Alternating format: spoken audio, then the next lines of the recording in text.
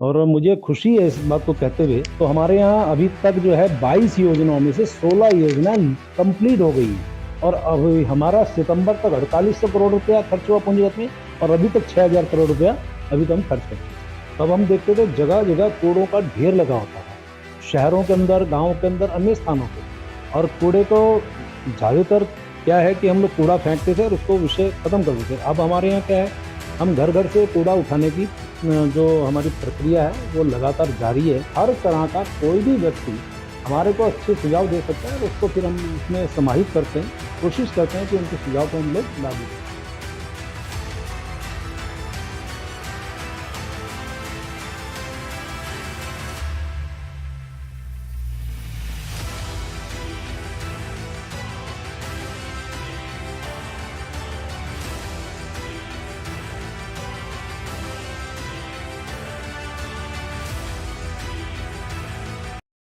नमस्कार, स्वागत है आपका अमर उजाला .com पर। मैं हूँ आपका रेवी सतियानी और आप देख रहे हैं अमर उजाला की खास पेशकश 5 कदम, जिसमें आज हमारे मेहमान हैं उत्तराखंड के वित्त मंत्री प्रेमचंद अग्रवाल जी। सबसे पहले सर आपका बहुत बहुत स्वागत है आज कार्यक्रम में। सर के पास अभी वर्तमान में शहरी विकास विभाग और इसके अलावा कई महत्वपूर्ण विभागों की जिम्मेदारी है। तो आज इस चर्चा के दौरान मुझे कई सवाल होंगे और कि विभाग की क्या योजनाएं हैं और क्या रोडमैप था आगे का, चर्चा होगी। सवाल के लिए अमर उजाला की टीम यहाँ पर मौजूद है। सबसे पहले मैं इनका परिचय करवा दूं। अमर उजाला के स्थानीय संपादक अनिस वाजपेयी जी हैं। इसके अलावा वरिष्ठ पत्रकार राकेश खंडूरी जी हैं, भूपेंद्र राणा जी, आफ्ताब अजमत जी। तो सबसे पहले मैं आमंत्रित कर रही हूँ पहले सवाल के लिए भूपेंद्र राणा जी। सर, मेरा पहला सवाल है जीएसटी को लेकर, क्योंकि जीएसटी सरकार का एक सबसे बड़ा अंग है राजस्व बढ़ाने के लिए। तो जीएसटी चोरी रोकने के लिए सरकार ने कई कदम भी उठाए। तो अगर देखा जाए तो पिछले 1 सालों में कितना हमने जीएसटी चोरी पकड़ी है? देखिए, लगातार जब जीएसटी की हम बात करते हैं तो स्वाभाविक तौर पे जीएसटी चोरी को रोकना या पकड़ना ये हमारी पहली जिम्मेवारी बनती है। और जिस प्रकार से हम लोगों के यहाँ एसआईटी गठित है, जिस प्रकार से हम लोग अनेकों माध्यमों से जो कर चोरी करते हैं उनके खिलाफ हम कार्रवाई करते हैं। मुझे खुशी है कहते हुए कि इस 1 साल के अंदर, बल्कि मैं 1.5 साल को जोड़ रहा हूँ, पिछले 6 महीने भी, एक बहुत बड़े कर चोरी वाले व्यक्ति को हमने हरिद्वार से गिरफ्तार किया था 5/4/2022 को, और उसका नाम था सुरेंद्र सिंह। और उसकी 6 ऐसी फर्में थी जो फेक फर्म के रूप में मैं कह सकता हूँ, और जिसके खिलाफ हमें लगभग 17 करोड़ 20 लाख रुपए की कर चोरी का मामला पकड़ा गया था। पहला ऐसा केस हमारे उत्तराखंड का है, ये मैं आपको सीधी जानकारी दूँ। पहला केस ऐसा हमारे उत्तराखंड के लिए था, और अभी तक वो तब से जेल में है, गिरफ्तार किया था। और ऐसे ही अभी हमने एक बहुत बड़ा एक रैकेट हमने पकड़ा जसपुर के अंदर, जो टिम्बर के व्यवसाय में लगे थे। बहुत सी ऐसी फर्में थी जो फेक फर्म के रूप में आईटीसी का वो लाभ लेती थी, और उसमें भी लगभग 100 करोड़ से ज़्यादा का कर चोरी का ये रैकेट हमारे सामने आया। अधिकांश लोगों के खिलाफ कार्रवाई चल रही है, लेकिन एक शहनवाज नाम का एक व्यक्ति है जो मास्टरमाइंड था, और जिसके खिलाफ भी 20 करोड़ रुपए के कर चोरी का मामला सामने आया था। तो ये बहुत बड़े जो 2 नाम मैंने आपको बताए, ये वो नाम है जो उत्तराखंड में पहली बार हुए हैं। छोटे जो कर चोरी वाले विषय वो चलते रहते हैं, अभी भी चल रहे हैं। हम लोग लगातार सरप्राइज विजिट करते हैं, सर्वे करते हैं। लगातार हमारे विभाग के द्वारा या मेरे द्वारा भी उनको निर्देशित किया जाता है, और विभाग फिर लगातार कार्रवाई करता है। इसके साथ साथ हम लोग जो हैं, जो वाहन है उस पर भी जीपीएस लगा रहे हैं, ताकि हर चीज़ की बारीकी से जानकारी मिले। तो कई चीज़ें हैं जिसको हम लोग कोशिश कर रहे हैं, और मुझे लगता है कि आने वाले टाइम पे और भी इसी प्रकार के नाम सामने आएंगे। कुछ नाम इसलिए मैं अभी खोल नहीं रहा हूँ क्योंकि अभी वो प्रक्रिया में है। जैसे ही वो स्पष्ट होंगे मैं आपके सामने रखूँगा।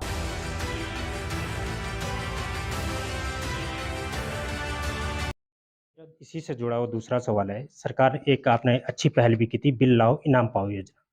तो इससे एक तो ये भी कि जीएसटी अभी चोरी भी पकड़ मारी है, दूसरा ग्राहकों में उत्साह भी काफ़ी है। तो आपको कितना लगता है कि मैंने इससे सरकार के रेवेन्यू पर कितना असर इस योजना का दिख रहा है? देखिए, आपको जानकारी हो कि जून 2022 में जो हमारा कंपनसेशन था वो ख़त्म किया गया था। तब हमारे सामने एक चुनौती थी कि हम कैसे अपने राज्य में राजस्व बढ़ाएं। तो विभिन्न माध्यमों से रास्ते निकलते हैं। फिर हमारे सामने ये स्कीम हमने लॉन्च की जिसका नाम रखा बिल आओ इनाम पाओ। और खुशी की बात यह है कि बहुत से जो चाहे वो पहाड़ के हमारे उपभोक्ता होंगे, चाहे हमारे प्लेन्स के उपभोक्ता होंगे, सभी लोगों ने बड़ा उत्साह इसमें दिखाया। और मुझे कहते हुए खुशी होती है कि पिछली बार जब मैंने एक ड्रॉ निकाला तो एक टिहरी के उपभोक्ता ने 63 बिल अपलोड किए। ऐसी पिथौरागढ़ के एक उपभोक्ता ने ऐसी लगभग 22-25 ऐसे उसने बिल अपलोड किए। का मतलब उनके उत्साह को आप समझ सकते हैं।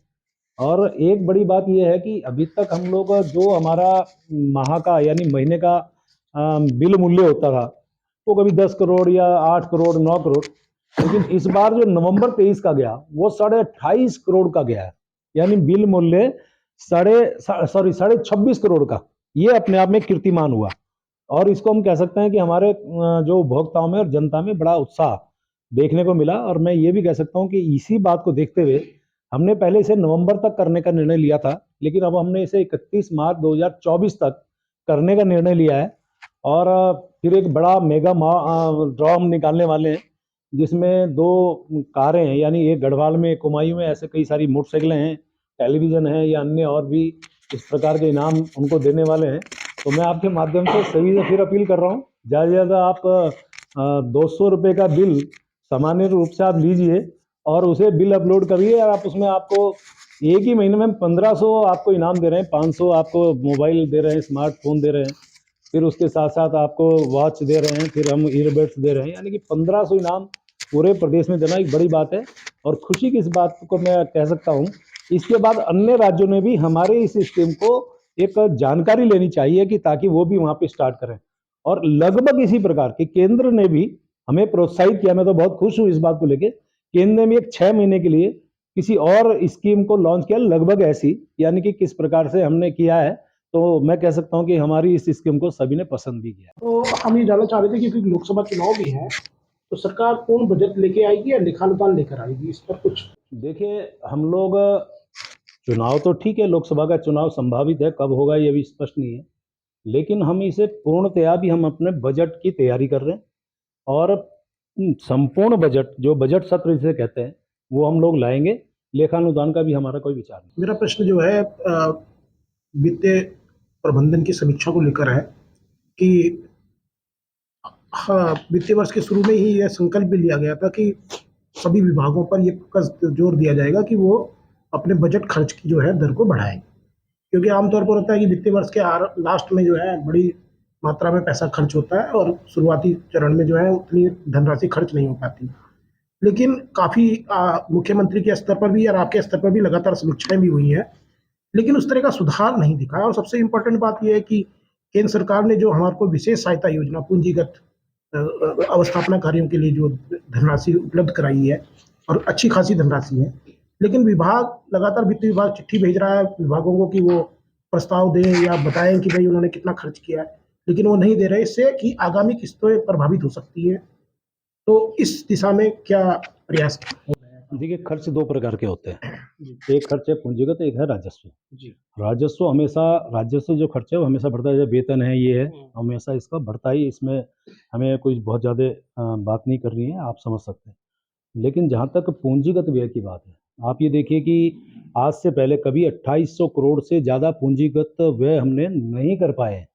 फिर मैं कह रहा हूँ, 28 जब से उत्तराखंड बना है, ये पहला हमारा वित्तीय प्रबंधन कहिए या किस प्रकार से माननीय मुख्यमंत्री जी का मार्गदर्शन, हमारा जो विभागों से तालमेल या बातचीत के आधार पर कह सकता हूँ कि हमने जिस प्रकार से मैक्सिमम खर्चा 2800 करोड़ रुपए पूंजीगत में गया।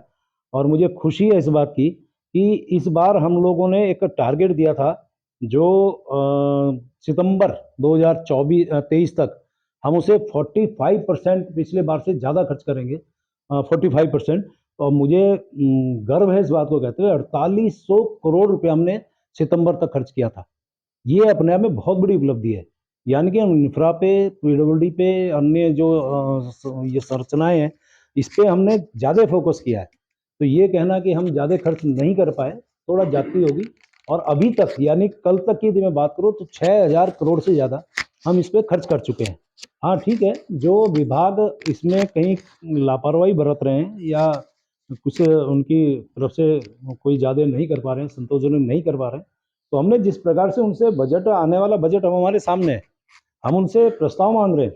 लेकिन जो भी प्रस्ताव हमारे सामने जब आता है और यदि पिछला हम उसका रिकॉर्ड देखेंगे तो निश्चित रूप से हम उस पर कटौती करेंगे। लास्ट टाइम भी मैंने ये कहा था, मैं फिर दोहरा रहा हूँ कि जो विभाग कहीं कंजूसी कर रहे हैं, नहीं कर पा रहे हैं, ज़्यादा पैसा नहीं लगा पा रहे हैं, संतोषजनक उनकी खर्च करने की स्थिति नहीं सामने आ रही है, तो हम उनके पिछले रिकॉर्ड को देखते हुए और आने वाले टाइम पे जो वो नया बजट हमारे सामने आएगा तो उनके विभाग की सीधी सीधी कटौती भी हम करेंगे। यानी कि जब उनका प्रस्ताव आता है, हम बैठते हैं, हमारा वित्त विभाग बैठता है और उनके साथ बैठ के जब विचार विमर्श होता है तो हम कोशिश करते हैं कि उनको फिर उतना बजट का प्रोविजन ना करें। तो ये अपने आप में बड़ी बात है। मैंने कहा ना 2800 करोड़ रुपया, और अभी हमारा सितंबर तक 4800 करोड़ रुपया खर्च हुआ पूंजीगत में, और अभी तक 6000 करोड़ रुपया अभी तो हम खर्च कर चुके हैं।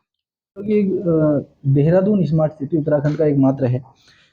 काम भी काफ़ी हुए हैं लेकिन सवाल लगातार उठ रहे हैं उसकी गुणवत्ता को लेकर, काम में सुस्ती को लेकर। आपने भी कई बार कागज दूसरे देहरादून स्मार्ट सिटी को लेकर निरीक्षण किया, आपने भी कागज नहीं है नाराजगी इसमें। जताई है, लेकिन अभी भी स्मार्ट सिटी का काम उस तरह से नज़र नहीं आ रहा है। मतलब देहरादून उतना स्मार्ट अभी तक नज़र नहीं आ रहा है। इसका देखिए, एक तो बहुत स्पष्ट मैं करना चाह रहा हूँ जी कि एक ये मैंने पिछली बार विधानसभा में भी इसका जवाब दिया था।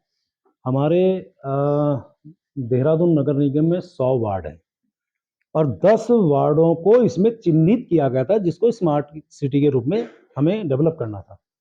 और मुझे खुशी है इस बात को कहते हुए, हालांकि मैं ये दावा नहीं कर सकता कि मैंने पूरा काम कर दिया, लेकिन ये दावा कर सकता हूँ कि अधिकांश काम पूरे हो गए हैं। जिसमें यदि मैं आपको बताऊं तो हमारे यहाँ अभी तक जो है 22 योजनाओं में से 16 योजनाएं कंप्लीट हो गई हैं। जो लोकार्पण कर दिया गया है, जनता को समर्पित कर दिया गया है, वो काम कर रही हैं। यदि उन 16 योजनाओं की बात करें तो मैं आपको एक एक करके बता सकता हूँ। इसमें जो योजना जो कंप्लीट हुई है,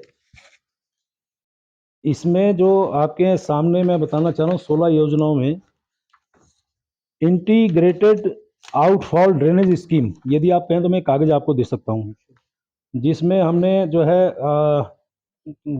सॉरी इसमें थोड़ा सा मैं के ऊपर नीचे, स्मार्ट शौचालय, ये 7 थे, 7 के 7 कंप्लीट हो गए। इसकी लागत 1,18,00,000 की थी। स्मार्ट स्कूल 3 हमने बनाए थे जो 5,91,91,00,000 के कंप्लीट हो गया है। आईसीसीसी दून एकीकृत कमांड एंड नियंत्रण केंद्र, ये 254,39,00,000 के लागत से हमने इसको बना के कंप्लीट कर दिया है। काम जो मैंने आपको 16 गिनवाए हैं और जो काम शेष हैं वो अंतिम चरण में है। जैसे आउटफॉल ड्रेनेज स्कीम है, इसमें हम 87% हम काम कर चुके हैं।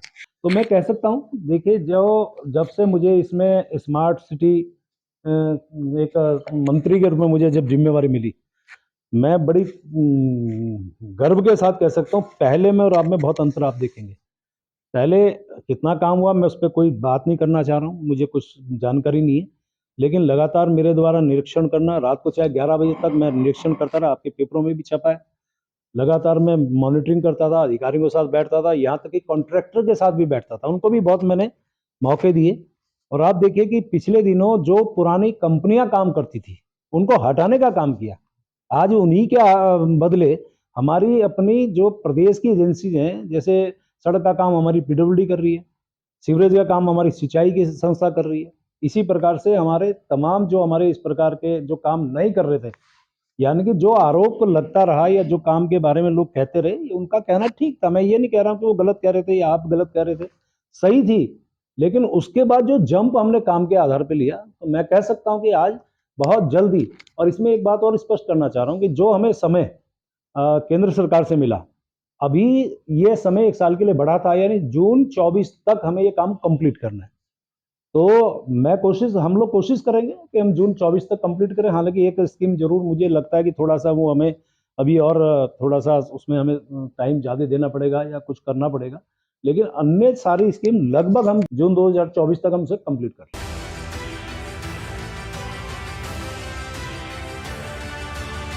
और राज्य गठन से ही नई टाउनशिप की बात लगातार होती है। आपकी सरकार भी नई टाउनशिप की बात करी है, लेकिन अभी तक कोई ऐसी ठोस पहल ऐसी नज़र नहीं आई है। मतलब बीच में कई बार चर्चाएं होती हैं, उसके बाद फिर वो मामला जो है शांत हो जाता है। देखिए, टाउनशिप को लेके माननीय मुख्यमंत्री जी द्वारा भी, मेरे द्वारा भी लगातार विभागों को निर्देशित किया गया था।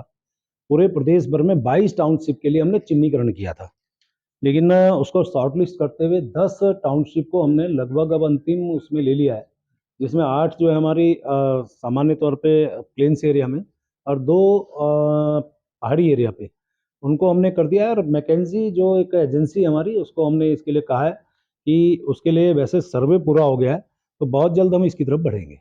नगर निकायों का कार्यकाल समाप्त हो चुका है। कांग्रेस भी लगातार सवाल उठा रही है सरकार पर कि सरकार उसको जानबूझकर टाल रही है। तो सवाल ये है कि नगर निकायों का चुनाव कब तक करवाने की तैयारी है? सरकार का क्या रुख है उस पर? देखिए, 1 दिसंबर में सभी निकायों के कार्यकाल, 2 निकाय को छोड़ के, रोड के उस साइड जसपुर है, उनको छोड़ के सभी के कार्यकाल पूरे हुए थे। और ये स्वाभाविक है कि उस दौरान यदि चुनावी प्रक्रिया प्रारंभ नहीं होती है, तो हमें प्रशासक को उस पे बैठाने ही होते हैं, ये संवैधानिक बाध्यता है, वो हमने बैठाए हैं। जहाँ तक चुनाव की बात है, हमारे सामने 2 विषय हैं जिसके लिए हम आज भी काम कर रहे हैं। एक तो आरक्षण की, दूसरा मतदाता सूची की। ये पूर्ण होने के बाद हम चुनाव कराएंगे। देहरादून राज्य की राजधानी है और तेजी से विस्तार ले रही है, नई कॉलोनियाँ विकसित हो रही हैं और जगह जगह से बड़ा कूड़ा प्रबंधन एक बहुत बड़ी समस्या है पूरे देहरादून के लिए। आप जगह जगह जाएंगे जहाँ पे भी कूड़ों की ढेर या कूड़े उठने की जो प्रक्रिया है या कूड़े के निस्तारण, डंपिंग जोन भी इस तरीके के बनाने की बात है, तो एक ये बड़ी समस्या आ गई है। अभी आप मुख्यमंत्री जी ने शायद अभी कहा या आपके विभाग से, शहरी विकास से भी कहा है कि 15 दिन में शहर से जो है जितने कूड़ेदान है वो सब हटा दिए जाए। उस दिशा में हम क्या सोच रहे हैं और आगे की हमारी क्या योजना है कि जो नया साल हमारा जो आ रहा है, तो हम शहर को ये बता सकें कि हमारा शहर साफ सुथरा भी है, या हमने एक व्यवस्था बना ली है, या हमने कूड़े निस्तारण के लिए भी एक चाक चौबंद व्यवस्था बनाई है। देखिए, लेगेसी बेस जितने भी हमारे कूड़ा क्षेत्र है, उनको हमें साफ करना है। दूसरा, जो शहर के अंदर जिस प्रकार से जगह जगह बड़े बड़े डस्टबिन आप देखते होंगे, और अक्सर क्या होता है कि लोग कूड़ा डाल के चले जाते हैं, कुछ कूड़ा के बाहर अंदर डालते हैं, कूड़ादान के कुछ बाहर डालते हैं, उससे गंदगी दिखती है। लेकिन अब निर्णय लिया गया कि हम डस्टबिन फ्री शहर को करेंगे। और साथ में एक निर्णय और लिया कि जो भी कूड़ा फेंकेगा और उसका कोई भी व्यक्ति फ़ोटो खींचेगा, तो जो उस पे पेनल्टी पड़ेगी उसका 50% उस व्यक्ति को दिया जाएगा, यानी प्रोत्साहन के रूप में। उससे आने वाले टाइम पे निश्चित रूप से इस पे लगाम लगेगी। और ये बात ठीक है। देखिए, मैं तो एक बात और कह सकता हूँ कि पहले से जागरूकता आई है। जब से माननीय मोदी जी हमारे यशस्वी प्रधानमंत्री ने जो सफाई के ऊपर शुरू में ध्यान दिया, और आज मैं कह सकता हूँ कि सफाई के मामले में पहले से हम बेहतर हैं। यदि हम आज की तुलना में पिछले दौर को देखें, तो मैं बड़े दावे के साथ कह सकता हूँ, ठीक है, आज मैं मंत्री हूँ, कल भी मैं एक किसी प्रकार का एक सामान्य नागरिक था। तब हम देखते थे जगह-जगह कूड़ों का ढेर लगा होता था। शहरों के अंदर, गाँव के अंदर, अन्य स्थानों पे। और कूड़े को ज़्यादातर क्या है कि हम लोग कूड़ा फेंकते थे और उसको विषय खत्म कर देते थे। अब हमारे यहाँ क्या है, हम घर-घर से कूड़ा उठाने की जो हमारी प्रक्रिया है, वो लगातार जारी है। हम लोग ये कोशिश कर रहे हैं कि जो हमारे इस प्रकार के जो शहर है, जहाँ से हम डस्टबिन फ्री इसको करेंगे, वहाँ कूड़े की गाड़ियाँ भी बढ़ाएँगे, मैन पावर बढ़ाएँगे। यदि ये स्थिति बनेगी, तो स्वाभाविक रूप से जो सामान्य तौर पे बाहर आपको सड़क पे और ये कूड़ा दिखता है, वो फिर निश्चित रूप से कम दिखाई देगा। और कूड़े की स्थिति जो भी हमारे सामने है, उससे हम लोग कहीं न कहीं उस समस्या से निजात पाएँगे।